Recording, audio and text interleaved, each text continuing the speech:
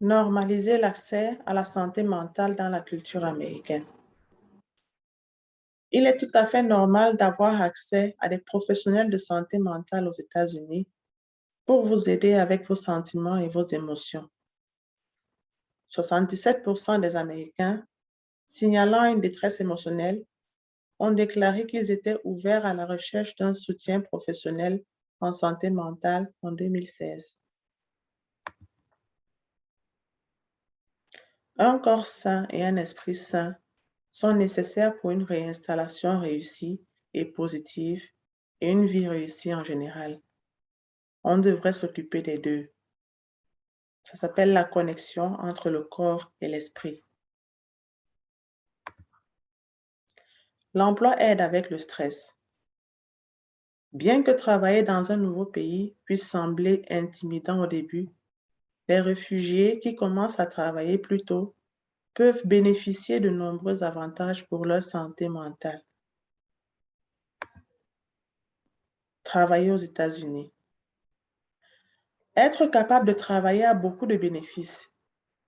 Vous pouvez apprendre beaucoup de vos collègues, comme les habitudes normales du lieu de travail. Vous pouvez vous faire des amis et élargir vos réseaux sociaux. Vous pouvez pratiquer votre anglais en étant au travail et vous améliorer. Travailler peut aider les gens à ressentir de la fierté et un but en devenant plus autonome. L'expérience et la formation en cours d'emploi peuvent conduire à des meilleures opportunités d'emploi.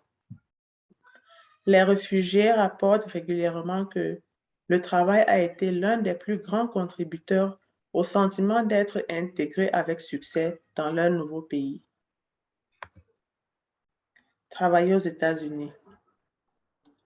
Ça peut être difficile pour les réfugiés de trouver et obtenir leur premier emploi aux États-Unis. Le lieu de travail et les normes culturelles peuvent être différents. La barrière de la langue peut rendre certains emplois plus difficiles à obtenir, même si la personne est hautement qualifiée ou diplômée dans son pays d'origine. Certains diplômes et études ne sont pas transférés. Avoir peu de contacts sociaux signifie que le réseautage est plus difficile. Ne pas connaître le pays, l'État, la ville peut rendre la recherche d'emploi plus compliquée. Plus une personne est au chômage, moins elle devient commercialisable à mesure que le temps passe. Résoudre les problèmes liés au travail. Il y a beaucoup de ressources disponibles pour les réfugiés qui veulent travailler. Les cours d'anglais sont largement disponibles en personne et en ligne, même via les applications téléphoniques. Des programmes de mentorat existent pour que les réfugiés apprennent les normes du travail des autres. Des programmes d'ateliers existent pour les réfugiés qui ont besoin de créer des curriculums vitae ou de s'entraîner à passer des entretiens.